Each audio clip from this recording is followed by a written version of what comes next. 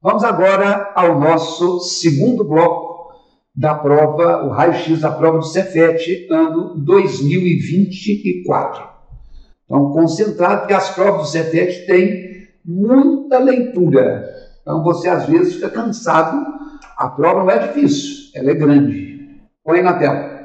A questão número 4, vocês estão vendo aí, um fragmento do conto chamado Assombramento. E duas assertivas. Cada uma delas você vai julgar. E entre as duas tem um conectivo porquê. Por que está colocado isso aí? Olha as opções. Sobre as asserções 1 e 2, é correto afirmar que. Então você tem aí a letra A dizendo que a primeira é verdadeira e a segunda é falsa. A letra B está falando que a primeira é falsa e a segunda é verdadeira. Então, quer dizer, só aí a letra A e a letra B já são opostas. Só que a letra C fala que as duas são verdadeiras. E a letra D fala que as duas são verdadeiras, mas há uma diferença. A C fala que as duas são verdadeiras, mas não tem relação entre si. E a outra fala que a segunda é uma justificativa da primeira.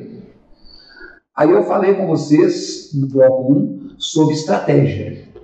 Eu falei de coisas que não vão cair mais, porque já caíram, mas a montagem das questões é importante. Por exemplo, você nunca fez uma prova do Cefet.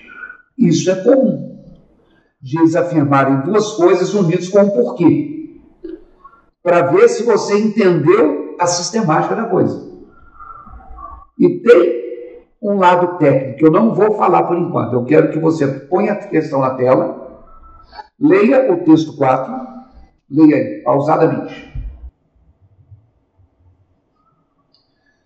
Agora você vai ler as duas assertivas. A 1, coloca do lado CV o F, e a 2, coloca do lado CV o F. Se você encontrou uma verdadeira e uma falsa, ou uma falsa e uma verdadeira, ou é A ou é B. Agora, se você achou que as duas são verdadeiras, você vai ter que levar em conta o que foi dito na letra C e na letra D. E aí, vamos lá na tela. No conto Assombramento, de Afonso Arinos, foram usadas algumas características humanas na descrição da casa. Por quê? Aí seria a 2. O processo de personificação da casa cria no conto uma atmosfera assustadora e macabra. Então, meu amigo, o que acontece é o seguinte.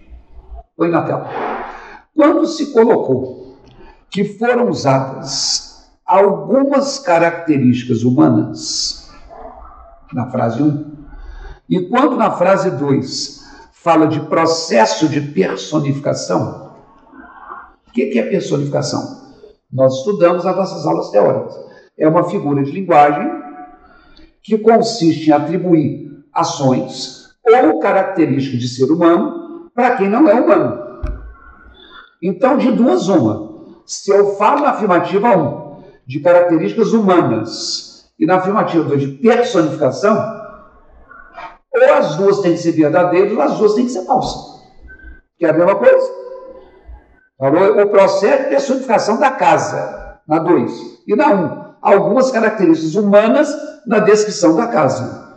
Isso quer dizer, na tela, que a letra A e a letra B, elas não podem ser a resposta. Porque elas consideram que uma está certa e outra está errada, e a outra considera que uma está errada e a outra está certa. Não pode ser. Como eu disse, se as duas falam a mesma coisa, não é? E aí, meu amigo, você vai ver na letra C e na letra D que as duas são verdadeiras. Então, você deveria ter marcado aí verdadeiro para um, verdadeiro para outro. O que é isso aqui? É um conectivo. Ou uma conjunção. O que marca a palavra porquê que nós estudamos na nossa aula teórica? O conectivo porquê, ele pode exprimir uma causa. Ele foi internado porque sentiu uma forte dor de cabeça. O motivo pelo qual se internou. Então, o conectivo porquê, além de causa, vamos anotar aí, ele pode também exprimir uma explicação. Eu cheguei atrasado porque eu perdi o ônibus costumeiro. Pois eu me disse, estou justificando. Ora, das duas que sobraram, a palavra justificativa, ela é marcada pelo conectivo porquê. É por isso que você tinha que escalar a letra D de dado. Essa é a técnica. Se eu coloquei uma coisa, coloquei outra, e diz que uma coisa acontece porque a outra fez, o porquê apresenta uma justificativa da anterior. Eu cheguei atrasado porque eu perdi o ônibus. A perda do ônibus justifica o meu atraso. E voltando ali, a atmosfera macabra e assustadora é porque a casa é só uma construção. Mas se eu dou a ela atitudes que um ser humano faria, que poderiam te ameaçar, eu estou justificando o motivo pelo qual, num livro que fala de assombração, num conto chama Assombramento, a casa funciona como alguém que vai assombrar. Por isso que ela foi personificada. Então, tecnicamente, o porquê serve para justificar. Guarde isso, hein? E pense nisso. Tem que ver essas duas coisas. Personificação, característica de gente, é a mesma coisa. Então, não pode ser uma verdadeira e uma falsa. É a questão que na hora da prova você tem que estar tranquilo por isso. Porque quando você está nervoso ou quando você está tenso, às vezes você deixa de enxergar o que é outro. Beleza? Na tela. Questão 5. Temos aí um fragmento do conto As Rosas. E a pergunta é a seguinte: neste trecho do conto As Rosas, o uso de comparação na fala da narradora e na do personagem é um recurso literário para evidenciar o quanto o jardineiro é, ao mesmo tempo. Então, eu tenho que saber duas características do jardineiro. Como é que eu vou saber? Eu não li o conto, mas o trecho está aí. Pause a sua tela, leia o fragmento e resolva. Essa é uma questão de você avaliar atitudes de personagens. Põe aí na tela. Está dizendo o seguinte: era minha filha, disse o jardineiro, entre soluços que mais se assemelhavam a uivos do que a dor humana. Um dia abandonou-me, correu por esse mundo. Essa noite veio bater ao portão muito chorosa, porque o amante lhe batera. Ouviu bem, senhora? Quis fazê-la jurar que desprezaria agora esse bandido, para viver só no meu carinho. Ora, a partir do momento que ele está falando e está chorando entre soluços, está sentindo uma dor humana, como se colocou aí, contando que a filha abandonou. E uma noite ela bateu a porta. Quando ela bateu a porta, ela estava chorando, porque apanhou do amante, e ele virou e falou assim: eu queria fazê-la jurar que ela iria desprezar esse bandido para viver só no meu carinho. Então, esse pai que chora com a situação da filha e que é carinhoso, põe na tela, ele é uma pessoa sensível, como diz a letra A. Eu não sei se a palavra chorão é tão boa. Pessoal, mas ele chorou. Mas ser chorão é chorar por qualquer motivo. Ele chorou sensibilizado com aquela filha que foi embora e que saiu da casa dele e apanhou do companheiro. Ele se sensibilizou.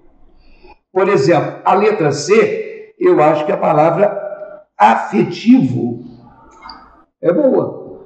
Ele é um cara afetuoso, sentia afeto pela filha dele.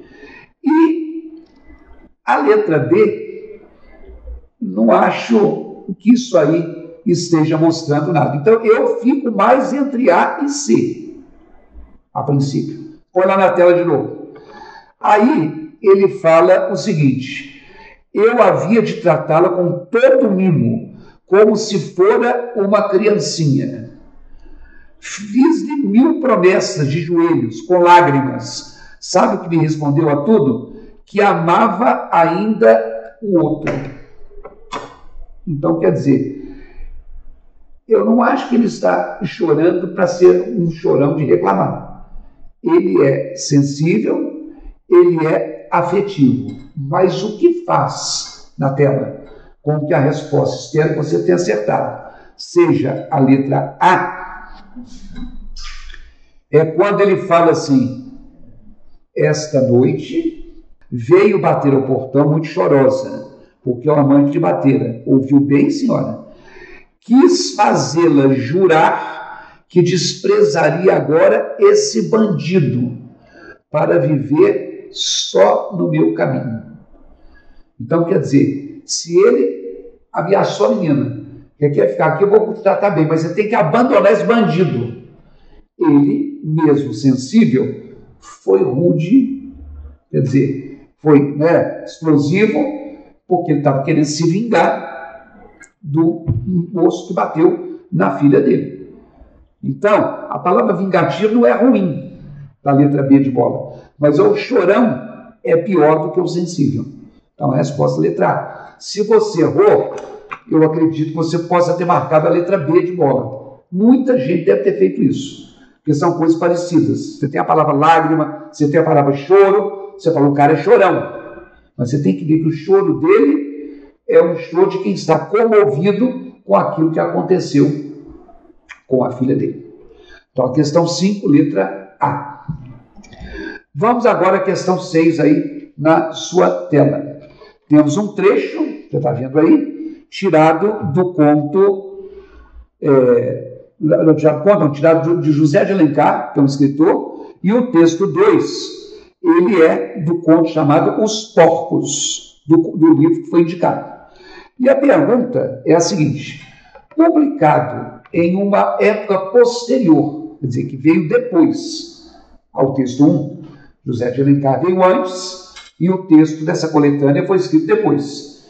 O texto 2 constrói uma personagem feminina que explicita a intenção que esse conto seja o quê? Então você vai ter que, não sei se a pessoa foi muito clara quando ela perguntou. Você vai ter que ler o texto 1, vai ter que ler o texto 2 e ver essa personagem feminina do texto 2, ela está explicitando, quer dizer, está deixando clara, está pondo para fora uma intenção em relação a esse conto.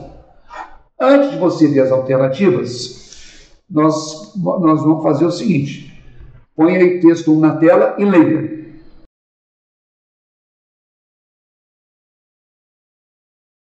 Esse é um fragmento de um romance de José de Alencar, indianista, Iracema, a Virgem dos Lábios de Mel. E agora ponha o texto 2.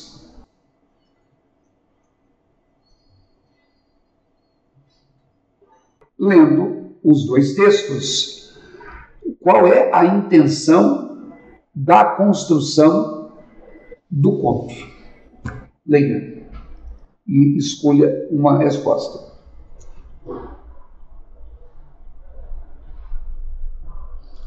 E aí? Achou fácil ou achou difícil?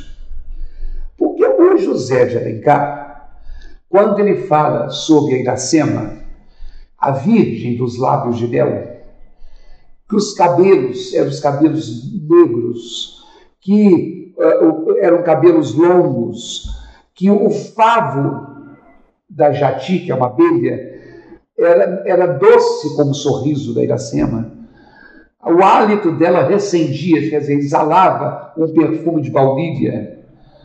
Ela era rápida como uma corça, uma gazela, uma viadinha, né, se chama assim, selvagem, que ela corria pelas matas do Ipu. Ela era de uma tribo guerreira, tinha um pé gracioso, que mal tocava a relva, quer dizer, era delicada, Então você está vendo, José de Alencar está descrevendo a Índia com toda a visão positiva que a Índia tem. Ok? Talvez seja por isso, na tela, que eles colocaram exaltação da figura de mulher em estado natural. Aqui, com certeza, a descrição da indígena Iracema tem esse valor. Tá? Agora, a letra D, põe na tela, ideal afetivo de função paterna, Iracema não falou nada do pai aqui. Bom, se você voltar ao texto 2, ele fala sobre a cabocla Umbelina. Ela estava grávida e o pai moeu-a de surras. Quer dizer, a cabocla Umbelina apanhou do pai, foi surrada porque ela engravidou. E olha o que o pai falou: ele daria o neto aos porcos, para que os porcos comessem. E mais, né? Olha aí que ele fala assim: o pai havia de cumprir a promessa. Tipo assim, ele era um cara violento. E por que ela está concluindo isso aí? Leia aí. Porque uma vez ela encontrou o braço de uma criança entre as flores do abóbora, do aboboral, do pé de abóbora. E falou assim: com certeza foi o meu pai. Então você vê que um coloca a mulher exaltada, pura, a virgem dos lábios de mel. Então na tela, a noção de pureza só tem em Iracema. E ele está querendo o quê? O romance, o conto atual. Aquela mulher que foi idealizada, bonita, cabelos sedosos, pés graciosos, delicada, lábios de mel, hálito perfumado, deu lugar a uma mulher que apanhou do pai porque engravidou sem ser casada, e o pai falou que ia matar o filho e jogar para os porcos. Então, essa mulher idealizada, virginal e pura, não tem mais. Ela foi o quê? Desconstruída. Por isso que a resposta é a letra A. Então é só você confrontar. A pureza substituiu uma mulher que se engravidou solteira. A delicadeza substituída pela pancadaria que a outra recebeu. Então, não tem esse ideal da figura feminina e nem do respeito ao pai por ela. Terminamos assim mais um bloco. Eu te espero para o próximo. Até lá.